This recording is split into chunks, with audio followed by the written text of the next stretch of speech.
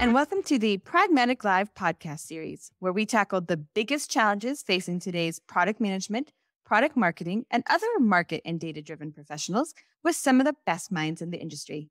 I'm Rebecca Kalogeris, Vice President of Marketing and Product Strategy at Pragmatic Institute, and your host for this episode. I am extremely excited today to have Steve Goodyear, founder and product owner of Realizer Services, and the very first person to earn a PMC VIII certification. Welcome, Steve. Thank you. Hi, everybody. All right, Steve. Why don't we start giving our listeners a little bit of context? Tell me about you, Steve, and your background and sort of how you got where you are today. Sure. Thanks. Yeah, my background really came from IT. So I do a lot of information technology work and kind of built up with software um, through consulting and through as well as working for companies and doing that. And then that led, particularly through consulting, of into more designing services and now thinking about designing products. Awesome. So what drove you to become PMC VIII? And for everyone here listening, the 8th course was the design course for you, correct? Our newest one? That's right. Yep. I just did the design one about a month ago, I think. Yeah. Really, it started more a recommendation. So in consulting, thinking of, a lot of it was really kind of reinventing the wheel each time a customer has a need and thinking, okay, well, we could offer some services around that, to thinking, how can we think of that like a product and making it more repeatable and efficient, and the customer gets better expectations. They know what they're getting, and we're not reinventing the wheel each time. And so we're speaking the same language. And anyways, long story short, someone recommended I try Pragmatic. And so I did the foundation course and then the focus and the build, I think. And so I was just trying those really to think from a consulting side, how would I apply that to professional services and turn professional services into more of a product? And from there, it just kind of ballooned and I really liked it. And it was like a really energetic 3 days and I got a lot out of it. And so then I just kept chipping away at the rest, I guess. Yeah. And then design came out. Design hadn't really intended to be more the level 8. It was more an interest of it. I've never really been a designer, although I design software solutions. It was more thinking through uh, in designing software. I crossed paths with different types of design disciplines. And so it was really neat to read about the new course and think of, how that could fill in some of my blind spots and know better where to use those different things and how they could apply, and then think of how to apply that in product design. It's one of the things you touched on that I think is so interesting about what we do is so often when people think of product, you used to think of hardware, something with a UPC code. Then you start to think of, okay, I get software as a service. But when you think of products and being able to apply the principles of strong product management, strong product marketing, and strong design, it really is, it could be anything. And I think really thinking about how of those implications on services is a really interesting a place to do. And I think those same disciplines can bring so much to a professional services offering. Absolutely. Yeah. The big thing that struck was really the market problem, right? And thinking of the customer problem in professional services, it was easy uh, to like think every time is unique, right? And try and guess. There's a lot of guessing going on when we're creating a proposal, because they only release so much information, and then they invite companies to maybe submit a proposal. But then taking that and taking the framework and viewing it through that lens to think, okay, if this was a product and we were solving that need, what would that look like? And that was pretty neat. It was a pretty neat experience to go through. I'm still working on it. It's a journey, but just that alone, of kind of from that first course, really made a big difference, I think, in my thinking and how I pictured it, because it was less, time and materials. Let's just get some smart people to solve a problem, and more thinking, okay, we really understand your problem, and here's like a package that can solve it. And so it's more predictable for us. It's more predictable for the customer, and just makes that a little smoother, that whole experience. Has that switched from sort of time and materials to more solving a problem? Has that changed the way you address pricing? Very much, yeah, and the pricing which will actually help with that too, of rethinking less because time and materials, uh, it really brings the price around cost and uh, cost to us, and then it gets really commoditized to every other consultant out there who charges by the hour, and you think, oh well, your hour is more expensive than theirs, and so it really would bring the conversation to that versus now thinking about it as a product and really we address this problem and here's a solution. It's less conversation like that and it's more okay, the solution will cost this and is that valuable? Like it's really aligning the cost with the value and less about time and materials and that. So it could be a, a big thing is it's more predictable for the customer. So that's better. There's less change, there's less negotiation as you go through it because it's clear what they're getting. But then the price is clearer for them. There's more transparency around that, and it's less commoditized where they're comparing it to other firms. And then for us, it could be better if we get really good at it and really efficient. That's one way to make it more profitable. So over time, it could be more profitable. So rather than having to increase our hourly rates, we could just get better at delivering the things we're good at as we get good at them and make them repeatable. And that's such a good point, right? Because the better you are at the faster you can deliver them doesn't really change the value, right? Your efficiency doesn't change how valuable it is for them. And that way they're also paying for outcomes. I mean, it's such a powerful switch. I think in particular in services, to switch from thinking time and materials, here's how many hours to here's the problem, here's the desired outcome, and I can deliver it for X. Yes. Yeah, because really it's a guess on how many hours. Because once you pull back the onion and start working with them, it could take longer because for a number of reasons, maybe they take a while to get back to you or maybe there's just some thinking that you gotta do on it. Um, and then there's this pressure to be a little quicker because you're costing them money. The meter's running. It's Hmm. like having a taxi outside rather than, a nice comfortable limo that's gonna get you there for around the same price maybe, but you're not worried about the meter running. It's kind of this guaranteed ride that's gonna be comfortable and get you from A to B. So let's talk a little bit about design, right? And how the design course you might leverage as a professional services sort of offering and provider.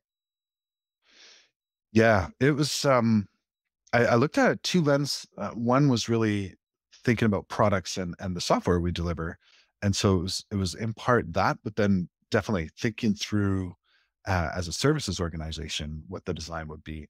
And so some big parts there. I mean, one of the standouts from the course was thinking about the user experience map and the journey they go on. So lining that up and where the decision points are. So that's we could back it up and think from the first time we meet someone who has a need on a service we could help them with. What's that experience like, and what are the different touch points? And then when they engage with us, they have a project they want to do. What's that experience like, and where that might have friction or slow it down. It was neat being able to map that out. That was one of the takeaways I did, and sort of drew that out more from uh, like an engagement and services experience rather than product experience. But it was the same idea. It was pretty neat applying it to that because it's eye opening. Where it's a good model to be able to think through that whole process and then see where's the areas we could improve or change to make it a better experience for everybody and simplify some things that maybe aren't necessary to improve. Yeah, so that was one big standout for sure from the design course. One of the things I think that's so neat about the experience mapping too is there's that sort of emotional elements that you map out there.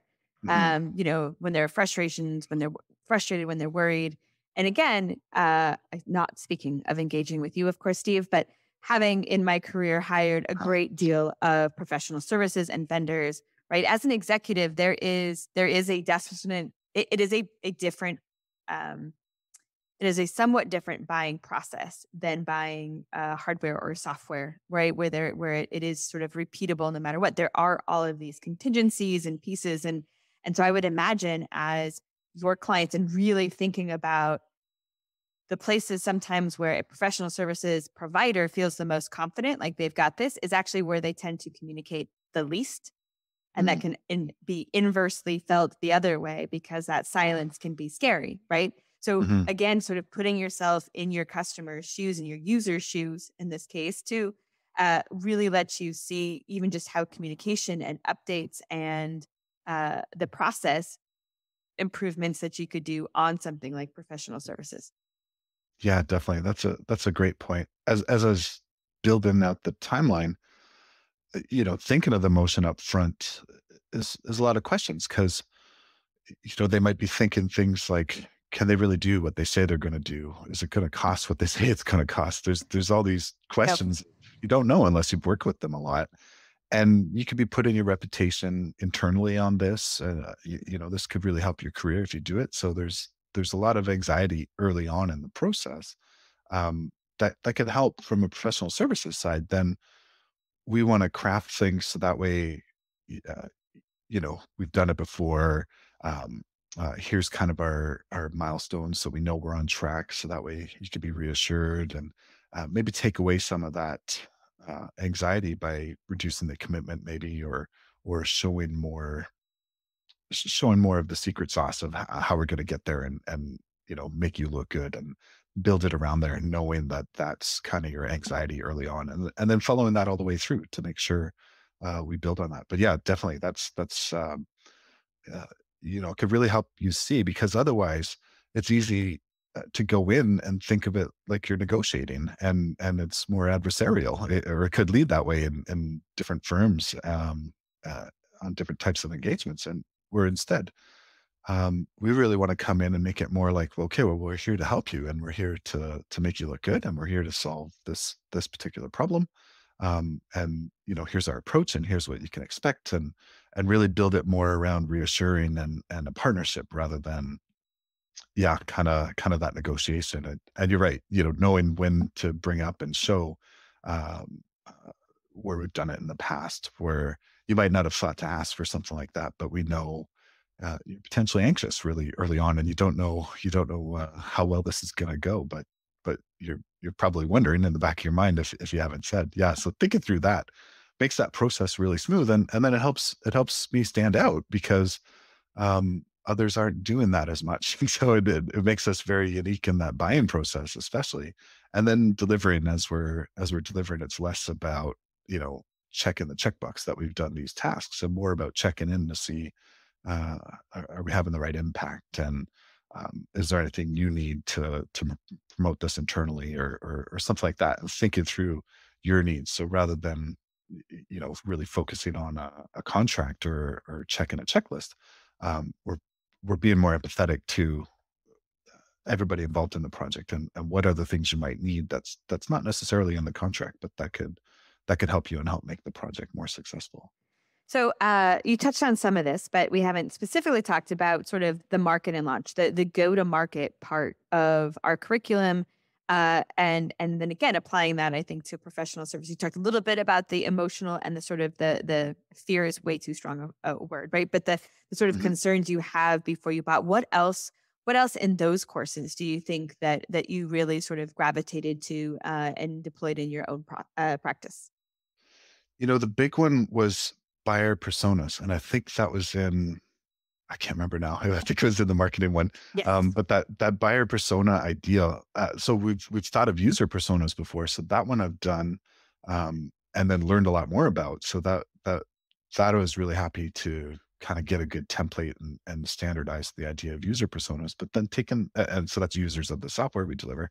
But then taking that idea and building buyer personas and thinking through the different buyers, um, uh, of the service. So, there could be someone in procurement who needs to make sure everything's compliant, maybe with the project. But then there's kind of the internal champion who wants a solution because their job's difficult, and they want to. In our case, we do a lot of automation or document management, and they want to streamline some of those processes.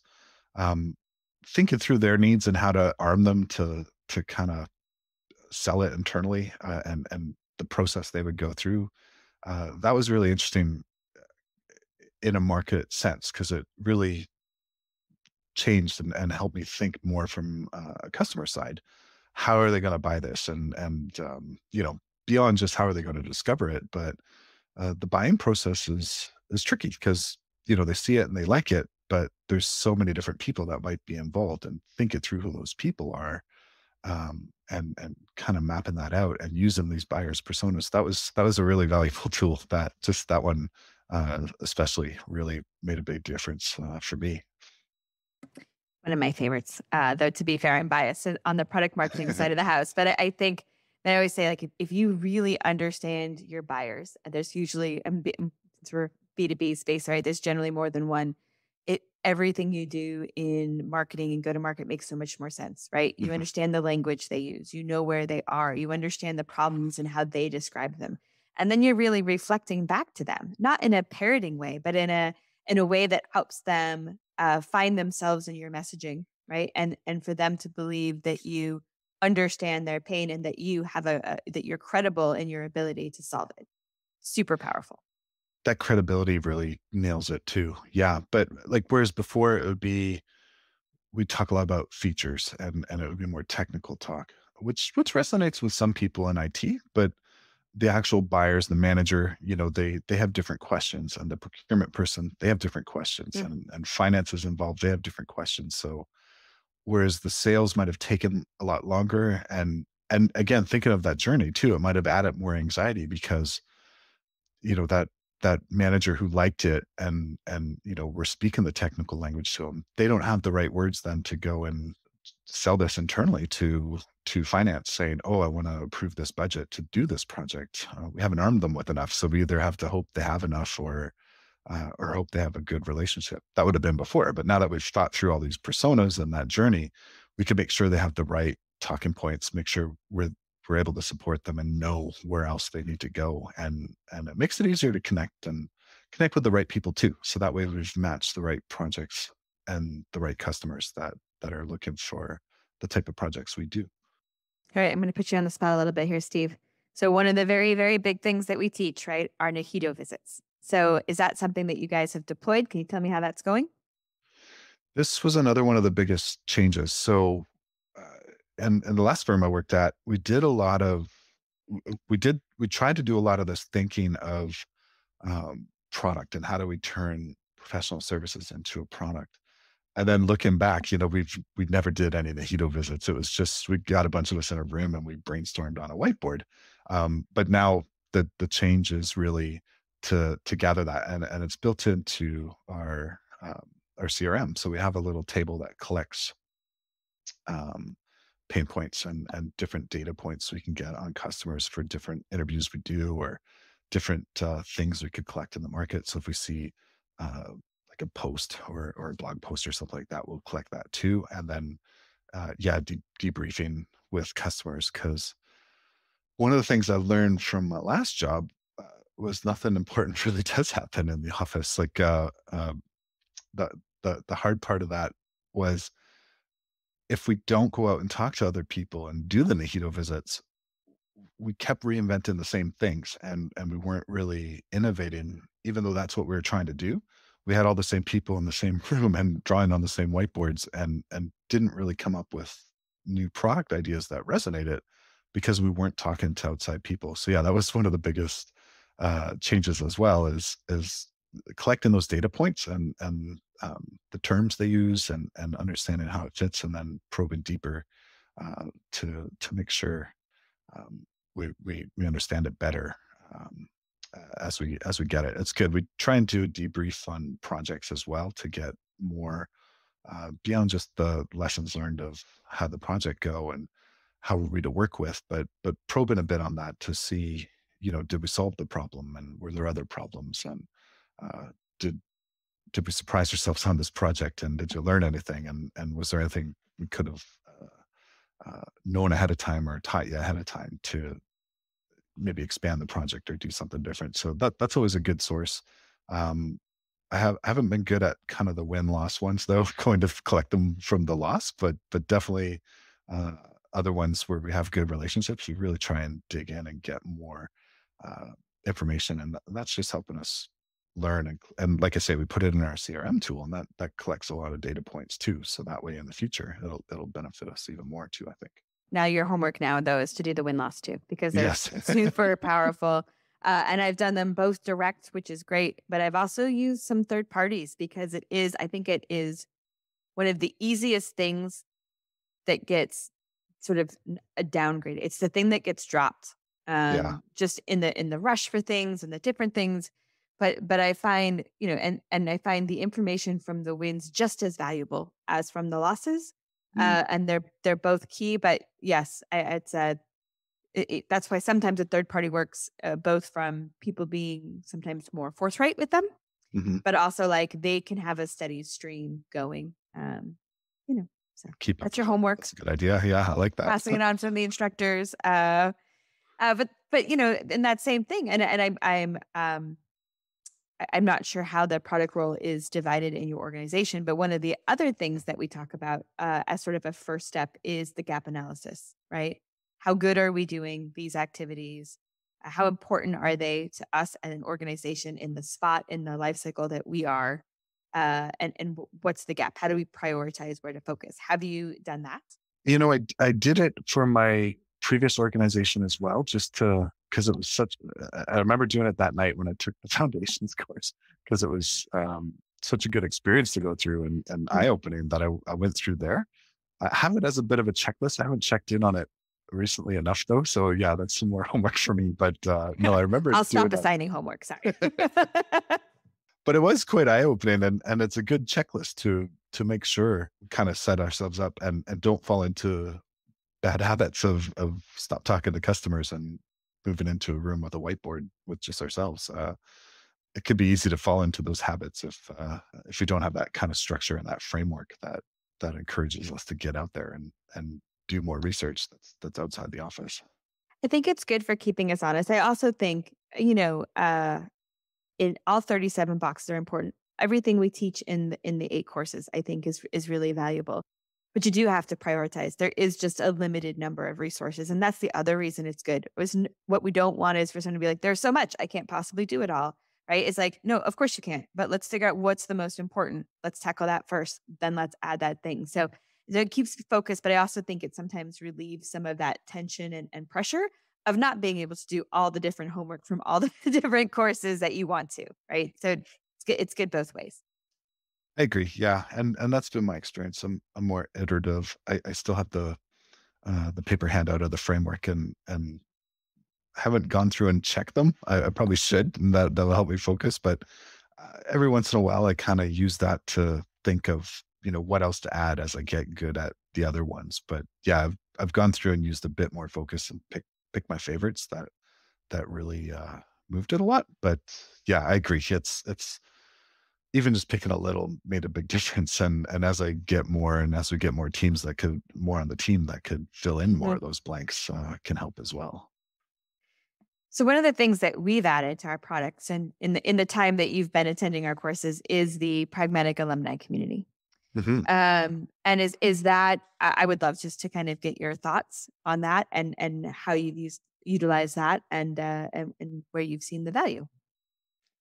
It's been great. I joined when they first launched it, and there was a big rush of chatting, and then it went quiet for a while, and then there was a big rush, I think, as everyone got used to it and came back. So and I joined a whole bunch of communities in there. So that's another one. Maybe I got to focus more and pare back and pick which ones I should really contribute to. But I got to meet a few people, um, which was nice. So some of the discussions I could add some things and they're more in my area. But as I was experimenting with some of the boxes and some of the product ideas I've had, so some side projects or think it through from a services side, it's been a good place to add questions and people have answered and then um, said, "Oh, hey, I'll have a quick Zoom with you if you want to talk through this. This is Mm. pretty interesting.